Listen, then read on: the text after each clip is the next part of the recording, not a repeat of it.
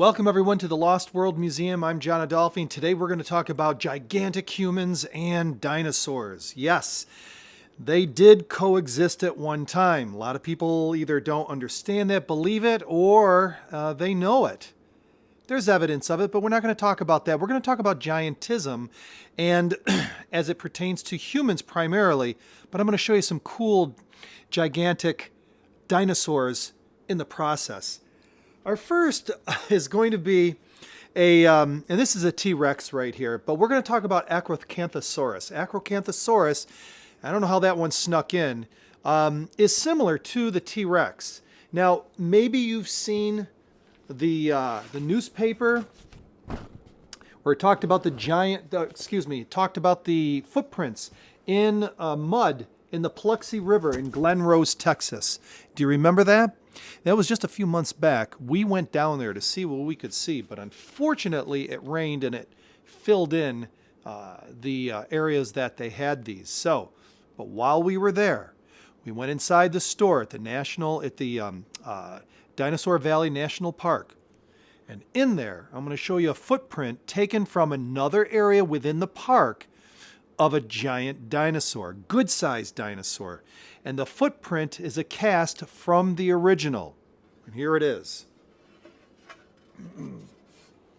Again, this is an Acrocanthosaurus footprint. It's pretty big. I would say it's a good 18 inches by 18 inches. That's about 9 inches right there. So it's good size. Things before the flood were larger. Now, that may be an unfamiliar term with some people, before the flood. And there's two ways of chronicling time. Number one, the evolutionary geological time frame of 4.51 billion years, with life happening around about 1 billion years ago. Really getting its start around 800 million years. And really getting that explosion during the Cambrian, Precambrian area around 600 million years ago. And mankind is basically relatively a new species, only in the last 3 to 4 million years, according to evolution. The other time frame is very, very condensed. It's called a creation or creation science, or the biblical worldview, however you want to term it. It says that life on Earth, not the ball necessarily that we started off with, but the life itself on there was created 6,000 years ago. Now, I know right off the bat you're going to say that's really too short a period of time, isn't it? Well, a lot can happen in a very short period of time. And I can tell you that the United States, just within 200 years, look where we went from there to there. A lot can happen. Okay, that being said, continuing on, that 4,500 years ago, there was a worldwide flood, and all of the deposits that we see today were rapidly, and that's the word, rapidly and with very much force going on at the same time. Volcanoes popping all over the area. You know, there could have been even meteorites and earthquakes, along with all the tides and the tsunamis and everything, all happening at the same time within a short period of time. And that short period of time wasn't 40 days and 40 nights. That's how long it rained. But it sloshed around for another 150 days, and the whole event took place over the course of 371 days. That's the creation account. Now, within the creation account, or that time frame, or that worldview, so to speak, it has provision for giant humans, and that dinosaurs and humans coexisted. But the program is not about that, more so than we're going to now switch over to talking about giant humans. Let me show you what Robert Wadlow's foot looks like. Now, Robert Wadlow has really very little to do with the giants of old, but just for fun, okay? This was his footprint, or his shoe size. It's a size 37 AA, and as you can see from my head, it's pretty big.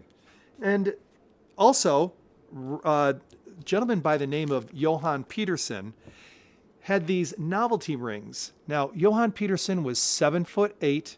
He weighed 359 pounds. I'm 6'2". I weigh about 230, and that's his ring on my finger. Wait a minute, wait a minute. Maybe we need to put it on 2 fingers. There we go. Now we can get, and the only reason why I'm showing you this is to show you that when it comes to giant humans or anything that's larger, it's not just taller, but it's wider and it's thicker, the girth. That right there shows that.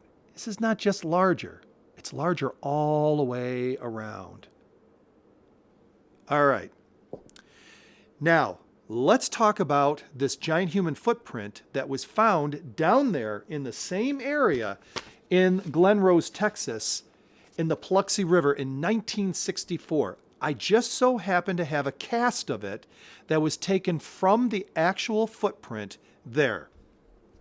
Now understand that limestone, which is all over the riverbed, that's basically what it is. Limestone, according to evolution, the evolutionary geology, states that it's somewhere in the neighborhood of 70 to 140 million years, and I believe they have assigned a date of 100 to 108 million years in the Paluxy River. So what you shouldn't find, you can find dinosaur prints according to evolutionary geology, no problem. But there shouldn't be any cat prints, and we have one, because they're only about 1 million to 4 million, say, years old. And even if they're 10 million years old, they are still 60 million years of being able to put their paw print in that soft limestone mud some 70 to 140 million years ago. Do you understand? Now, if you also find a human footprint in there, forget it, you can't. And if you find a giant human footprint in there, holy cow, if cows were holy cow, because humans didn't even come along, according to evolution, 3 to 4 million years ago. And they were small, like 3'6" small. This footprint I'm about to show you was found in the same limestone as this dinosaur print, okay? And here it is. This is approximately 16.5 inches long.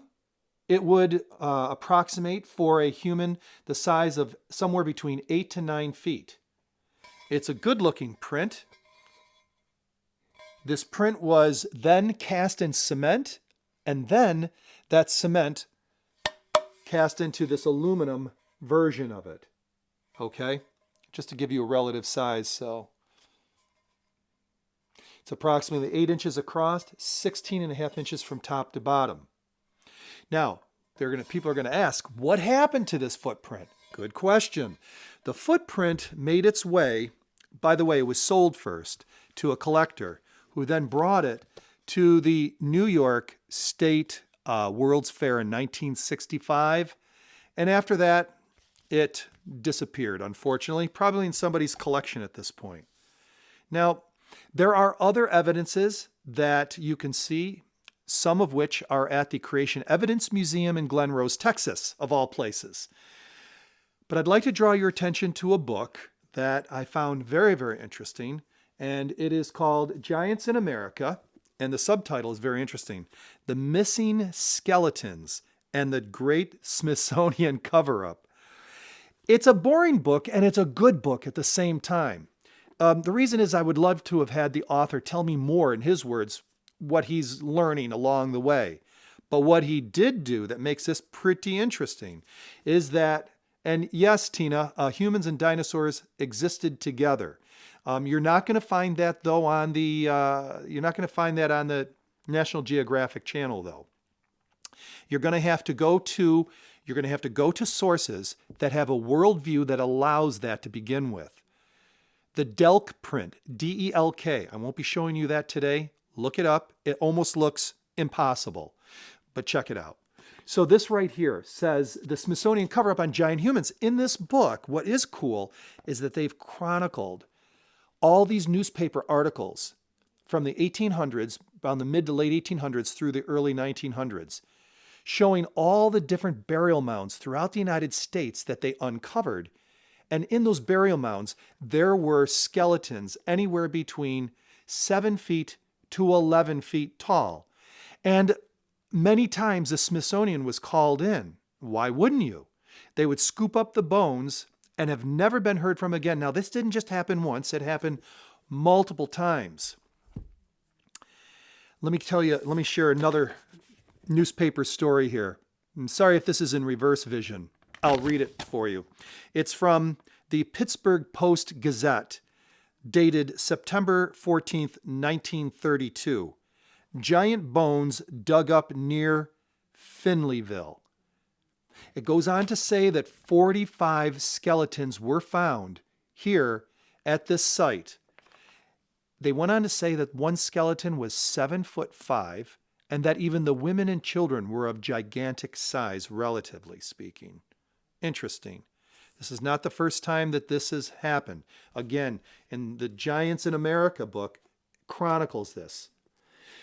Now, we're going to end this program with can I just do a brief commercial? Because I think you guys are going to want to know about this. I know I would, if you have an interest in giants. There's a gentleman by the name of Joe Taylor who came out with this book called Giants Against Evolution. It's a little over 200 pages, and it's awesome. Probably there's two books that are awesome on this subject. One is from Stephen Quayle, Genesis 6 Giants. I've read it over a couple of times. Love the book. This one as well. This is new. Most people don't know about this because of the distribution is just very, very minimal. You can get this at the Mount Blanco Museum website. It's approximately, I think it's $39. We're offering the digital version, and how you get that is you go to gianthumans.com.